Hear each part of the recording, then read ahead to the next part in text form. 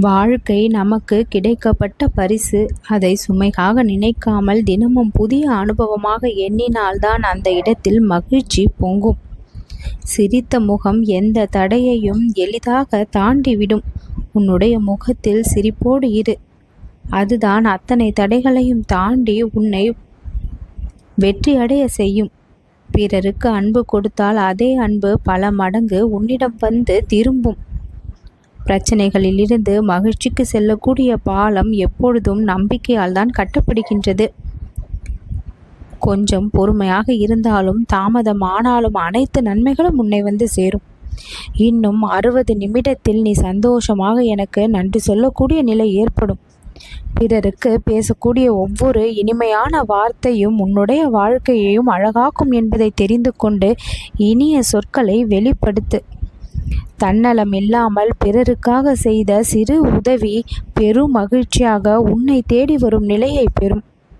முருகன் என்னை காப்பான் என்ற நம்பிக்கை உன்னுள் இருந்தால் எந்த சிக்கலும் உன்னை எப்பொழுதும் சுருட்டிவிட முடியாது.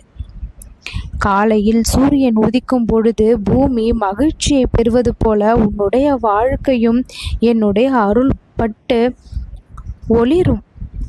பறவை வானத்தில் பறக்கும் பொழுது அது சுதந்திரமாகவும் மகிழ்ச்சியாகவும் உணர்வது போல நீயும் உன்னுடைய கனவுகளை நினைவாக்கி பறக்கப் போகின்றாய். வறண்ட நிலத்தை பசுமையாக்கும் மழையைப் போல இந்த முருகனுடைய அருள் உன் மனதை குளிர்விக்க வந்து விட்டது.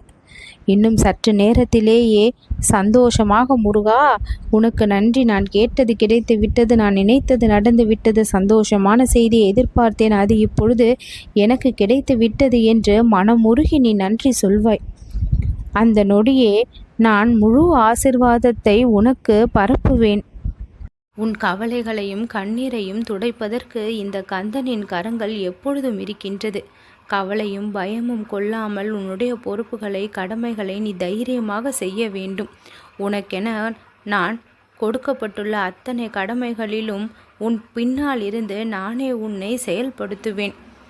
எது சரி தவறு என்று நீ குழம்பி தவிக்கும் பொழுது உன்னுடைய மதிக்கு நான் உண்மையை விளங்க செய்து சரியை தேர்ந்தெடுக்க செய்திடுவேன்.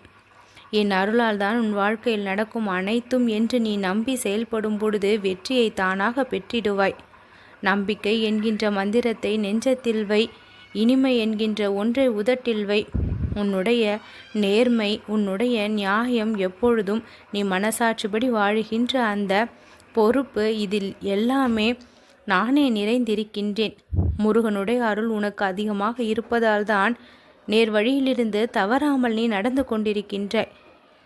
முருகனுடைய பார்வை உன் மீது பட்டு இருப்பதால் தான் என்னுடைய ஆசிர்வாதத்தால் உன் வாழ்க்கை இப்பொழுது நலனை பெறப்போகின்றது. 60 நிமிடத்தில் ஆச்சரியம் காத்துள்ளது. சந்தோஷமாக மிகுந்த மகிழ்ச்சியோடு நீ எனக்கு நன்றி சொல்வாய். எந்த விஷயத்திற்கெல்லாம் ஆசைப்பட்டு கிடைக்கவில்லை என்று ஏங்கிக் கொண்டிருக்கின்றாயோ அது எல்லாம் உன்னை தேடி வரக்கூடிய நேரம் இது.